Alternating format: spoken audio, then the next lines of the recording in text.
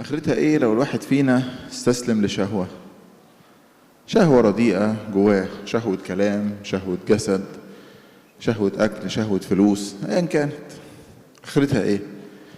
توصل لحد الادمان معاه، ويقول عليها الكتاب المقدس كل الانهار تجري الى البحر والبحر ليس بملآن. اخرتها ايه؟ انسان يفضل يجري في الحتة دي. بنشوفها ساعات في واحد مدمن ونقول عليه عمل في نفسه كده. الحقيقة بقت الشهوات كتيرة وأنواعها كتيرة، مش لازم تكون مخدرات. بنشوف المدمن بتاع المخدرات وهو بجسمه بيضعف وفلوسه بتروح وصحته بتروح ويا يموت فيها يا يتعافى، ونقول آخرتها إيه؟ طب احنا واعيين في حاجات زيها. آخرتها إيه؟ إنها في جمع المال والفلوس.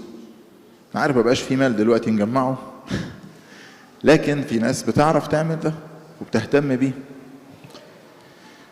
أو إنها تغرق في الدنيا، مشغوليات والمشاغل، محبة العالم والتوريطات اللي بتورطها الواحد عشان يجيب حاجة يستخدمها شوية أو ما يلحقش يستخدمها ويموت ويسيبها ويتمسك بالعالم. يقول عليها واحد من القديسين عامل زي ما يكون واحد واقف جنب بير عمال يعبي منه ميه ويرمي في القنايه بتاعته عشان يحوش الميه لنفسه، ويموت ويسيب الموضوع ده، وبعدين يكتشفوا ان البير ده اصلا القنايه دي موصله للبير راجعه لنفس البير تاني. هي دي محبه العالم. تحوش فلوس عشان تعمل ايه؟ عشان تسيبها في العالم وتمشي، ويجي واحد بعدك يقعد يحوش برضه في شويه ويسيبهم ويمشي.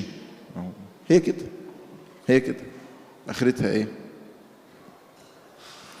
اخرتها ايه؟ الواحد ربنا اداله شويه سلطه او مركز او ايا كان، ممكن يكون طفل صغير عنده سلطه على اصحابه، يعني هو ربنا مديله شخصيه يعني، فيظلم ويفتري.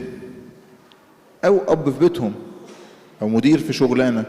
اخرتها ايه؟ والواحد بيفتري ويتباهى بوظيفته دي او بمنصبه، وقد يكون انه ممكن يظلم واحد او يتجبر على واحد او يتريق على واحد والتاني مش قادر يردها له وبتوجعه ومش قادر يقول لك اي، ولو قال هتهزر وتزود عليه وتيجي على الضعيف والغلبان. اخرتها ايه؟